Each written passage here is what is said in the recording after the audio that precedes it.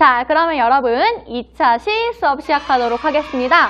제가 그때 그 과제에서 봤는데 여러분들이 2학기 한국지리에 임하는 목표에 대해서 써주신 부분을 제가 정말 인상 깊게 봤어요. 그런데 대부분 다 이제 막 잔다고 하는 경우 이런 친구들 빼고는 그 막 등급을 올리겠다는 친구들이 굉장히 많았습니다. 근데 특히 우리 한국지리가 이제 1등급이 원래 5명까지 받을 수 있었는데 한 친구가 이제 전학을 가고 막 이렇게 해가지고 지금 4명까지 1등급을 받을 수 있어요. 그래서 사탐에서는 두 번째로 좀 많은 친구들이 1등급을 가져갈 수 있는 그런 건데 그래가지고 이제 1등급을 받고 싶다는 친구들이 10명이 넘는 거예요. 그래서 그만큼 경쟁이 치열하니까 더더더 열심히 들어줬으면 좋겠습니다. 우리가 아까 인구 분포, 어디에 인구가 많고 어디에 인구가 적고에 대해서 배웠으면 지금부터는 우리나라, 아니 전체적으로 전 세계의 인구가 어떤 추세로 성장하고 또 인구 구조가 어떻게 바뀌었는지를 여러분 학습지 10페이지를 준비해 주시면 공부를 해보면 될 것 같아요. 자, 그러면 먼저 이 표를 보기 전에 인구 성장에 대해서 이야기를 한번 해볼게요. 어떤 A라는 지역의 인구가 늘어났어요. 그러면 이 인구가 늘어날 수 있는 방법은 총 2가지가 있습니다. 먼저 A 지역의 인구가 요즘 늘어났습니다. 그 이유는 무엇일까요? 첫 번째 이유는 바로 애를 많이 낳아서 출산율이 높아져서 출생일 수도 있겠고요. 그리고 그게 아니면 이사를 왔을 수도 있겠죠. 여러분들이 전학을 오는 것처럼 이사를 와서 사람들이 많아질 수도 있습니다. 이것들을 각각 자연적으로 인해서 인구가 많아지는 것, 그리고 이사와 같은 거는 사회적인 이유로 인구가 많아지거나 적어지는 것이라고 이야기를 합니다. 그래서 지금 제가 옆에 좀 모자란 그림 실력으로 그린 게 바로 인구 변천 모형이에요. 우리 사회, 우리 인류의 인구가 어떻게 변화를 하였는지 1단계에서부터 4단계로, 이거 PPT로도 확인할 수 있는데요. 나눌 수 있습니다. 이 그래프는 여러분들 사실 굉장히 많이 봤을 것 같고요. 통합사회 시간에서도 한번 저랑 같이 작년에 수업을 한 친구들은 배우셨을 것 같아요. 자, 그러면 1단계 분석부터 해보도록 하겠습니다. 자, 1단계는요, 먼저 PPT를 보셔도 되는데 사망률이 굉장히 높아요. 왜냐, 옛날이었잖아요. 옛날에는 조선시대 임금들도 대부분 50살이면 지병, 병 때문에 다 돌아가셨어요. 그리고 옛날에는 암에 걸렸다 바로 돌아가실 수밖에 없는 그런 안타까운 그런 상황이었습니다. 그래서 사망률도 높고요. 대신 출생률도 높아요. 옛날 어르신들 보면 자식들을 한 5명, 6명씩 낳기도 하잖아요. 저희 엄마도 4남매 중에서 막내, 아빠가 5남매 중에서 막내인데 이런 식으로 옛날에는 굉장히 농업사회다 보니까 일손이 필요했거든요. 그래서 그 일손을 늘리기 위해서 굉장히 아이를 많이 낳아서 사망률과 출생률이 모두 높았습니다. 그래서 1단계를 여기 1이라고 할게요. 1단계를 다산, 다사 단계라고 이야기를 합니다. 다산, 다사. 많이 죽고 많이 태어난다. 많이 태어나고 많이 죽는다라고 해서 다산, 다사고요. 2단계의 특징은 뭐냐면 출생률과 사망률이 모두 높다는 것이 특징입니다. 옛날에 거의 농업사회 때 이러한 특징을 가지고 있었겠죠. 자, 그러면 두 번째 단계로 넘어가 볼게요. 두 번째 단계. 갑자기 사망률이 뚝 떨어지기 시작합니다. 도대체 왜 사망률이 뚝 떨어졌을까요? 그 이유는 바로 의료기술이 발달했기 때문이에요. 자, 두 번째는 조금 이제 여전히 애를 많이 낳지만 죽지는 않아요. 왜냐? 이제는 우리가 의료기술이 보급되었기 때문입니다. 근데 의료기술이 보급이 되어서 이제 사람들이 좀 덜 죽게 되고요. 그리고 사실 옛날에 많이 죽었던 이유가 배고파서 먹을 게 없어서 죽는 경우가 굉장히 많았어요, 여러분. 그렇기 때문에 이거 보시면 왜 우리가 이제 비료 같은 것도 많아지게 되고 농사 기법도 많이 발달하고 과학적인 것도 많이 발달하게 되면서 사람들이 굉장히 이제 식량이 풍부해진 거예요. 그래서 이제 사람들이 덜 죽게 되었습니다. 너무 좋은 현상이죠. 자, 3단계가 되었습니다. 우리 사회가 조금 더 산업화, 도시화 조금 많이 발전을 하게 되는 1980년대 정도라고 생각을 하시면 돼요. 이때부터는 애를 적게 낳습니다. 여러분, 이때 1단계 때 애 많이 낳았던 이유가 뭐라고 했어요? 기억하시죠? 왜냐? 농업사회니까 농업사회에서는 일손 하나하나가 중요하거든요. 그런데 3단계에서는 어떻게 되냐면 이제는 애를 키울 때 너무 돈이 많이 들어가. 여러분, 저 때 애 한 명 키우는데 평균 돈이 들어가는 그 금액이 거의 한 1억에서 2억이었어요. 솔직히 물론 우리들이 별로 차이가 많이 나진 않지만 나이 차이가 많이 나진 않지만 솔직히 전 여러분들은 거의 조금 뒷세대는 3억 봅니다. 저도 그래서 두려워서 애를 못 낳는 것도 있어요. 물론 아직 애 낳기는 젊은 나이인데. 자, 감산소사, 결혼도 안 했고요. 감산소사, 이제 출생을 조금 덜 하게 됩니다. 이제 애들 많이 낳아봤자 별로 소용도 없어요. 돈도 많이 들어가고. 그렇지만 여전히 죽지는 않아서 이때는 사람들이 갑자기 사망률이 적어지잖아요. 갑자기 사망률이 적어졌으니까 이제 인구가 너무 많은 거예요. 전체 인구가 정말 많은 거고, 여러분. 이제 여기 총인구 보이세요? PPT 보면? 총인구가 갑자기 3단계가 난데 총인구가 갑자기 많아지니까 정부에서 출산 억제 정책을 펼칩니다.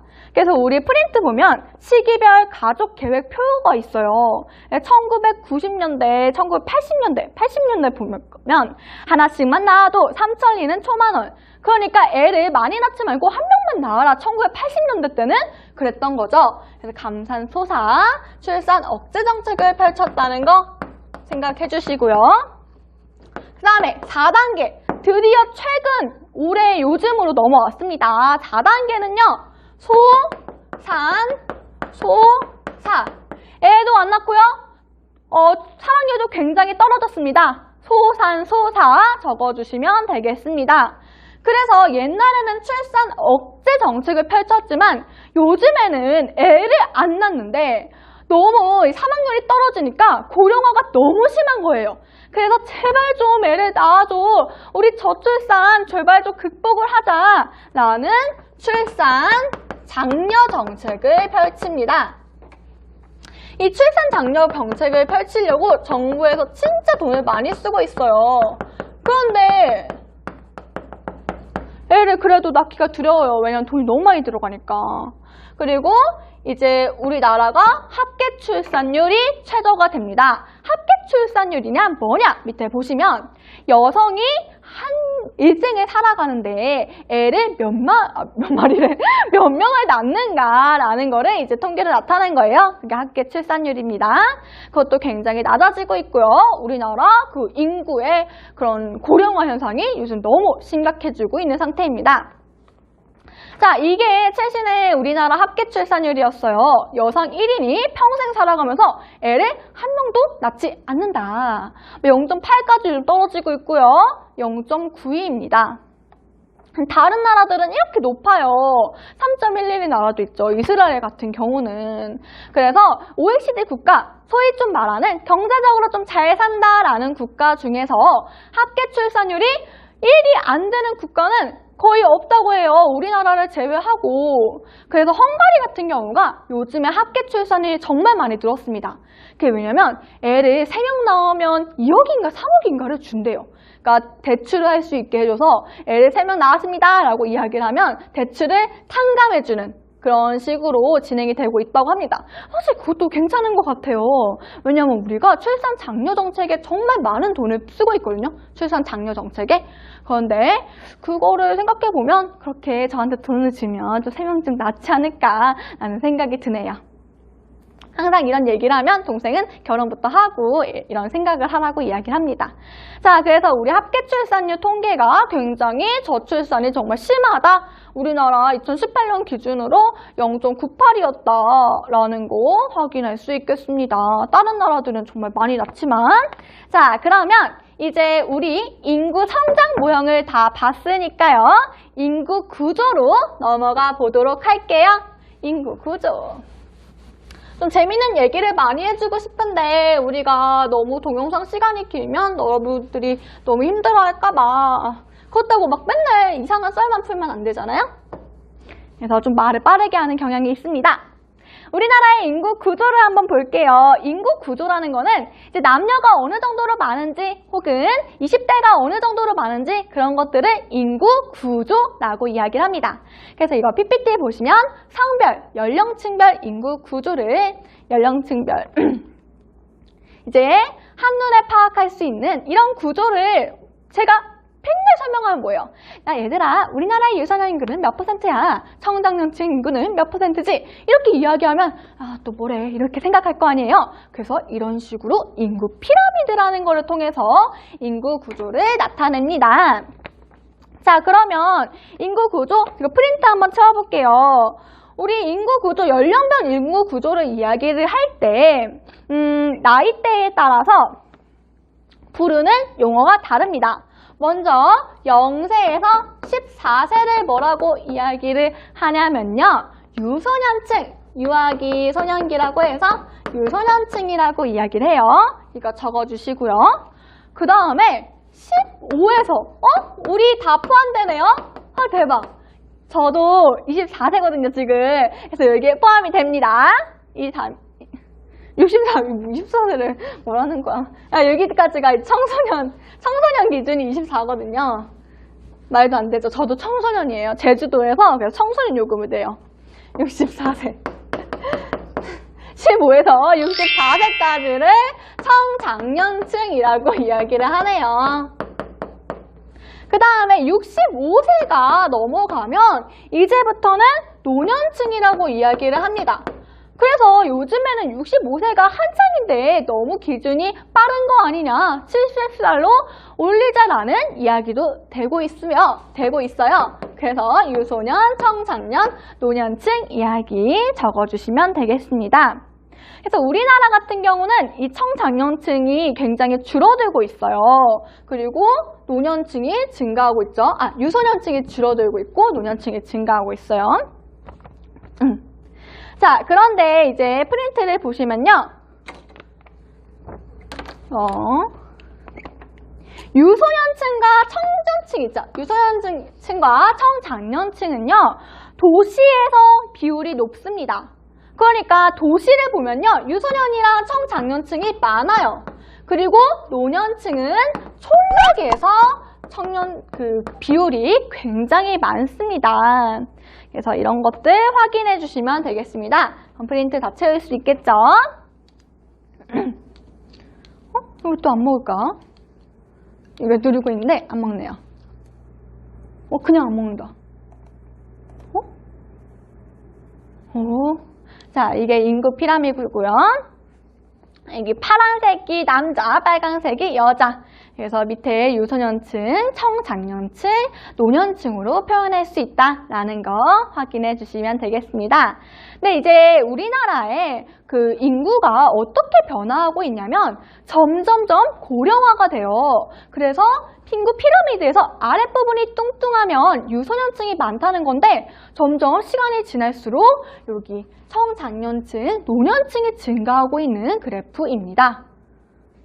자, 그래서 우리 지도가 굉장히 또 중요한데요. 그 유소년 인구랑 노년 인구 비율을 한번 봐보도록 할게요.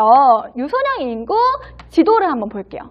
이 지도를 보면 유소년 아이들이다 보니까 서울시, 그 다음에 여기 서울시 바로 밑에 보면 이 초록색 그 충청도 이쪽 보이세요? 잠시만요.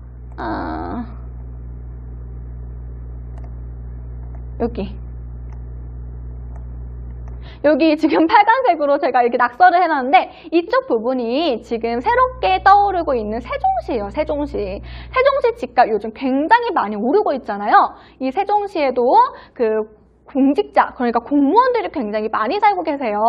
공무원들이 사실 애 낳기가 조금 더 편해서 저도 그렇지만 많이 낳는 편입니다. 그래서 이쪽에 유소년 인구도 많지만 지금 노년 인구를 한번 봐볼게요. 노년 인구는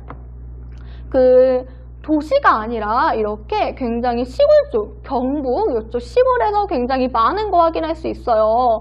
그래서 여러분들이 이 지도를 보고 어떤 것들이 유소년 인구 비율을 표현하고 있는지, 어떤 지도가 노년 인구 비율을 표현하고 있는지 파악할 수 있어야 됩니다. 그래서 우리나라 왜 이럴까요? 그래서 이거는 이제 성비를 나타낸 건데 성비로 넘어가 볼게요. 여러분, 성비라는 말 굉장히 많이 들어보셨죠? 저도 많이 들어봤는데요. 이 성비라는 말을 언제 가장 많이 사용할까요? 보통 미팅을 나갈 때 이 성비라는 말을 좀 많이 쓰는 것 같아요. 야, 성비 맞냐? 이런 식으로. 그 다음에 지금 여러분들이 1년만 지나시면 지금 고3 친구들이 한창 학과를 고민하고 있어요. 내가 나중에 어떤 학과를 갈지 고민을 하고 있는데 만약에 여초과, 여자가 굉장히 많은 학과 가시는 분들 있죠? 그런 분들, 뭐 미술, 음악, 선생님이 나온 사범대학교 그런 쪽은 여자가 굉장히 많습니다. 그쪽에 간 남자분들은 굉장히 연애하기 좋아요. 그리고 이제 만약에 한혁이 같은 경우는 스포츠 에이전트를 꿈꾸면 사실 체대도 갈 수 있잖아요. 체대를 갔어요. 그럼 여자가 없어요. 그래서 한혁이는 이제 평생, 아니다, 한혁이는 이제 그래도 잘 사귈 것 같아요. 그 한혁이는 누구 닮았지? 아, 김수현을 닮았거든요. 어쨌든 이제 우리가 성비 같은 게 굉장히 중요한데 성비는 즉 여성과 남성의 비율을 이야기를 합니다. 그래서 성비를 이제 프린트 보시면 성비는 여자 100명당 남자 수 여자가 기준이고요. 그 여자가 기준이 100명이었을 때 남자가 130명이에요. 그러면 그 성비는 130이 되는 거죠. 무조건 여자가 기준이에요. 여자가 100명이었을 때 남자가 80명이에요. 그러면 이 성비는 80이 되는 겁니다. 그래서 여러분들이 파악을 할 수 있어야 돼요. 만약에 야, 우리 자원고등학교의 성비는 105다 라는 말이 있으면 남자가 더 많은 거예요? 여자가 더 많은 거예요? 네, 자, 이야기해 줬을 것 같아요. 우리 승아이도 저한테 질문도 하고 굉장히 열심히 듣고 있는 것 같아요. 자, 그래서 105면 남자가 105냐는 거니까 남자가 더 많은 곳이다 라고 우리가 확인할 수 있겠죠. 자, 그래서 이제 요즘에 옛날에는 남아선호 산화성이 있었어요. 그래서 임신을 해서 초음파 검사를 해가지고 애가 여자면 지우는 거예요. 낙태를 시키는 거죠. 그리고 애가 여자면 이제 남자를 낳을 때까지 계속 낳아요. 그래서 옛날 분들 보시면 여자, 남자. 그래서 그 남자가 막내로서 가장 예쁨을 받고 있는 그런 것도 있는데 사실 저는 개인적으로 여자를 좀 낳고 싶습니다. 이제 그래서 요즘에는 남아 선호 사상이 산호라고 되어 있네요. 완화되면서 출생 시 성비가 낮아진다. 성비가 낮아진다라는 것은 100에서 90으로 된다는 거니까 남자가 더 적다. 성비가 낮아진다는 거는 남자가 좀 덜 태어난다 라고 생각을 해주시면 되겠습니다. 그래서 오늘날 우리나라는 여성 인구가 남성 인구보다 더 많아요. 왜 그러냐 하면은 여성이 일반적으로 평균 수명이 좀 더 깁니다. 뭐 다양한 신체적인 이유도 있겠지만 사실 가장 전 세계적으로 여성 인구가 더 이제 수명이 긴 거는요. 전쟁 때문에 그래요. 전쟁 때문에. 그래서 진짜 많이 돌아가셨죠. 그래서 항상 군대 가가지고 사건 사고도 많은 거 보면 진짜 너무 안타깝고 그럽니다. 그래서 연령별 보면요. 출생 시에는 남자가 조금 더 많아요. 왜냐면 아직까지도 이제 뭐 몰래 여자를 지운다든지 뭐 그런 경우도 있고 원래 좀 남자가 많이 태어난다는 생물학적 결과도 있습니다. 출생 시에는 남초였어요. 그런데 시간이 지날수록 여초로 바뀐다고 합니다. 왜냐면 여자가 더 오래 살고 그러니까. 그리고요, 이거는 이제 연령별로 출생이랑 이제 그 노년에 이렇게 된다는 거고, 지역별로도 약간 바뀌어요. 지역별로도 지금 이 지도랑도 연관이 있는데요. 지역별 보면 대도시 대도시는요, 여러분, 여자가 많을까요? 남자가 많을까요? 어떨 것 같아요? 그러면 반대로 이제 중화공업, 울산이라든지 자동차 많이 하는 그런 공업 있죠? 그런 공업은 남자가 많을까요? 여자가 많을까요? 그쵸? 이거는 남자가 많아요. 그래서 여기는 남초, 여기는 여초입니다. 사실 대도시 같은 경우는 서비스업이 굉장히 많습니다. 그래서 서비스업에 종사하는 것을 네, 그래서 지금 성비가 이제 100이 넘어요. 지금 성비 보시면 여기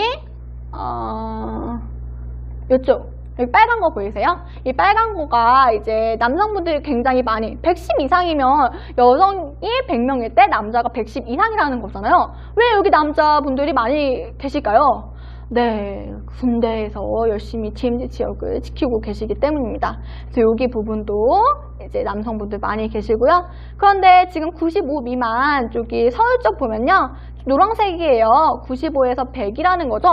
왜 그럴까? 그 이유는 이제 서울에 서비스업이 많고 막 호텔집 같은 경우는 여성분들 좀 많이 계세요.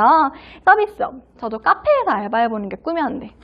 아메리카노 나왔습니다. 이런 거. 에버랜드 이런 거. 자! 잘해요. 근데 좀 부끄럽네요. 자, 그래서 우리나라 인구 구조 여러분 조금만 더 읽으세요. 우리나라의 인구 구조가 어떻게 변화됐는지 보도록 하겠습니다. 인구 구조는요, 여러분, 우리가 옛날에는 그 유소년들이 굉장히 많이 태어났어요. 그래서 옛날에는 처음에는 피라미드형이었습니다. 처음에는 피라미드였어요. 어떻게 되었냐? 이제 이렇게 있으면 여기 밑에 쪽이 유소년, 점점 올라갈수록 노년이잖아요. 애들이 굉장히 많이 태어나서 이런 피라미드 구조를 띠고 있었습니다. 여기 PPT 보면 1881년 보시면 됩니다.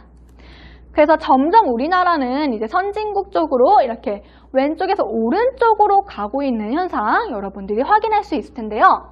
피라미드형이었다가 시간이 지났어요. 종형으로 바뀝니다. 종이 뭐냐고요? 점점 애들이 덜 태어나요. 그래서 여기가 줄어버립니다. 그래서 종형, 약간 종처럼 생기지 않았나요? 자, 그리고 종형도 모자라서 이제 애들도 덜 태어나고 점점 노년층이 증가합니다. 약간 방추형이 돼버렸어요. 방추형! 여러분 처음 들어봤죠? 저도 이거 공부할 때 처음 들어봤어요. 이게 물레라는 건데 약간 이런 식으로 생겼나 봐요. 방추가. 그래서 조금 더 방추랑 종이랑 다른 게 조금 더 위가 뚱뚱한, 아래가 조금 더 홀쭉한 그런 거라고 생각을 해주시면 되겠습니다.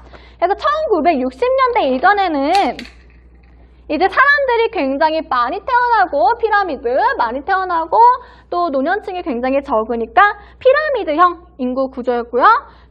1960년대 이후에는 애들이 적어졌어요. 적어졌죠. 왜 그러냐면 출생률이 떨어졌기 때문에 이제 빈칸 채우는 거예요. 종형 인구 구조로 변화해왔다.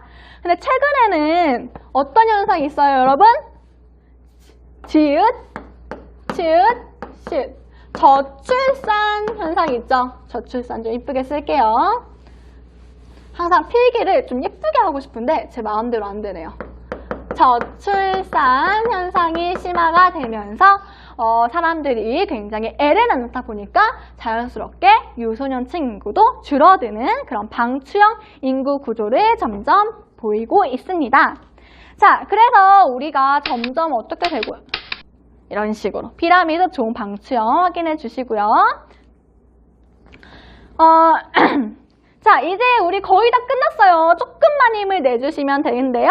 인구 구조 변화로 인해서 지금 2번 보는 거예요. 인구 구조 변화로 인한 영향. 인구 구조 변화 때문에 중위 연령이 점차 높아졌대요. 여러분, 이 중위 연령의 동그라미 한번 해보실까요? 중위 연령이 무슨 뜻인지 모르시는 분들이 굉장히 많을 거예요. PPT를 보시면 총 인구를 연령 순으로 나열할 때 중앙에 있게 되는 사람의 연령이라고 되어 있습니다. 이게 어떤 거냐면 예를 들어 제가 나이를 한번 써볼게요. 16살, 18살, 20살, 21살, 22살. 이 사람들의 나는 평균 인구가 처음에는 궁금했어요. 이것들의 평균을 하면요, 뭐냐면 19.4거든요, 평균 연령이. 그런데 평균 연령과 중위 연령은 다릅니다. 이렇게 다양한 나이를 가지고 있는 사람들을 순서대로 쫙 늘어났을 때 가운데 있는 사람의 연령을 우리는 중위 연령이라고 이야기를 합니다. 가운데 중자 써서요. 그래서 평균 인구와 중위 연령은 다르다라는 거 꼭 기억해 주시면 되겠습니다. 그래서 여러분 중위 연령 어떤 뜻인지 알겠고요. 그래서 2030년경에는 총 인구가 감소하고 2060년경에는 노년층이 많은 어떤 식의 인구 구조가 나타나냐? 자, 여러분 이거를 다시 한번 지워볼게요. 이렇게 있으면 이제 아까 여기 유소년층, 청장년층, 노년층이잖아요. 이제는 이런 식으로 되는 거예요. 역피라미드형이라고 이야기를 합니다. 역피라미드라는 것처럼 오히려 노년층이 더 많아버려요. 자, 그러면 우리 미래가 조금 더 암울하게 됩니다. 그래서 이러한 현상을 극복하기 위해 저출산이라는 것을 극복하자고 이야기를 많이 하고 있어요. 근데 최근에는 이 저출산이라는 게 이제 여성을 비하하는 말이다. 왜냐면 출산이라는 거는 여자한테만 좀 국한되어 있다라고 해서 지금 나라에서 공식적으로 저출생으로 바꿨어요. 그 남녀노두에게 뭐 책임이 있다라는 식으로. 근데 뭐 저출산 현상에 저희 청년들이 책임이 있을까요? 낳기 싫어서 안 낳는 것도 아니고 못 낳는 건데? 그래서 보면 지금 지금 거의 다 끝났어요, 여러분. 이 부분이 더 중요하니까 열심히 봐주시면 되고요. 중위 연령을 보시면 이제 유럽에서는 우리나라만큼 저출산 고령화 현상이 심합니다. 시간이 지날수록 중위 연령이 높아진다라는 거 지금 그래프에서 표현하고 있고요. 지도에서. 그러면 다른 개념 이야기를 하기 전에 빈칸부터 한번 채워볼게요. 생산 연령층인 청장년층 인구 감소와 노년층 인구 증가로 어떤 것이 증가하냐면요. 노년 부양비라는 것이 증가합니다. 자, 노년 부양비가 뭔지 지금 설명해 드릴게요. 목이 아프군요. 노년 부양비가 증가하고 있다. 적어주시면 되겠습니다. 자, 노년 부양비가 무엇이냐라고 하면은 노인분들을, 노년층들을 부양하는, 우리가 부양해야 되잖아요. 그 비가 아니라 돈이 아니라 비율이라고 생각을 해주시면 됩니다. 자, 노년 부양비 여기 나와 있지만 그 청장년층 인구 있죠? 15살부터 64살까지 청장년층 인구분의 노년층의 인구 곱하기 100을 하면 됩니다. 자, 여러분 지금 여기서 노년층이 너무 많아졌어요. 고령화 현상이 심해졌어요. 그러면 이 노년 부양비는 증가할까요? 낮아질까요? 네, 증가한다는 거 확인해 주시면 되겠습니다. 자, 그러면 노년도 있으니까 유소년 부양비도 많겠죠. 유소년 부양비는 비슷해요. 청장년층. 왜냐하면 청장년층이 사실 생산 인구다 보니까 다 부양을 하거든요. 청장년층 분의 유소년 인구입니다. 곱하기 100 해야 되고 막 계산을 해라 라는 거는 솔직히 나오지 않지만 이거는 계산까지는 안 나오고요. 계산해도 굉장히 쉬워요. 근데 이거는 알아야겠죠. 여러분 우리나라가 고령화 현상이 심화되면 이거 증가해요? 감소해요? 증가하죠. 그리고 우리나라가 갑자기 애를 엄청 많이 낳게 됐어요. 그러면 유소년 부양비 증가해요? 안 해요? 증가하게 되죠.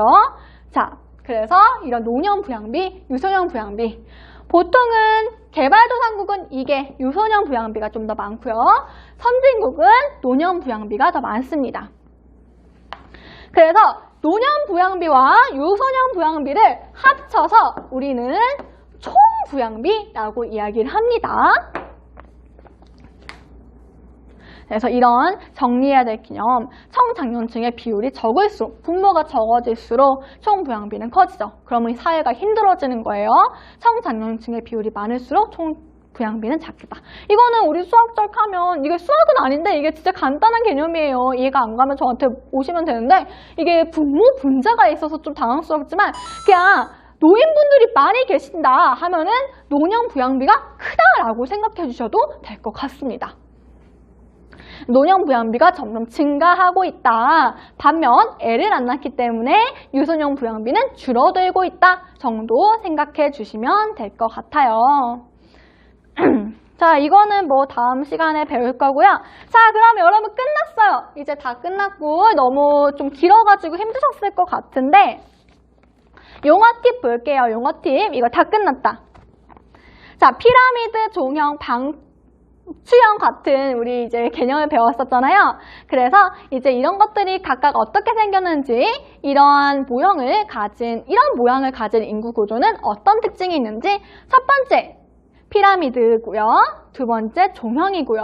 세 번째 방추형이랑 한 번쯤 읽어보고 적어주시면 되겠습니다. 순서대로 피라미드, 종, 방추. 그다음에 탐구 활동은 일단은 이걸 볼 거예요. 그래서 이걸 보고 우리 온라인 클래스를 통해서 한번 봐주시면 되겠습니다. 자, 지금까지 우리 인구 분포 지난 강의에서 그 다음에 지금은 인구 성장, 그 다음에 인구 구조까지 배웠습니다. 사실 총 부양비, 노령 부양비, 중위 연령 이러한 내용들이 우리가 처음 배웠기 때문에 조금 어려울 수도 있어요. 하지만 이런 개념들을 잘 알다 보면 여러분들이 사회 문제를 다룬 뉴스 기사를 읽을 때 조금 더 쉽게 읽을 수 있다는 점. 그리고 다음 시간에는 여러분 조금 재밌어요. 저출산 고령화 현상 등 다양한 인구 문제를 다룰 거거든요. 그리고 그 다음 시간에 다문화까지 배울 건데요. 이러한 인구 문제가 우리 사회에서 가장 중요한 문제 중 하나이니만큼 정말 열심히 또 재밌게 긍정적으로 수업에 임해 주셨으면 좋겠습니다. 자, 여기서 퀴즈는요. 어떤 거냐면 우리 저출산 고령화 현상에 대한 대비가 필요하다고 했었죠. 물론 우리가 다음 시간에 배울 거지만 이 강의 유튜브 댓글에다가 선착순 딱 3명 했던 사람들도 해도 되고요.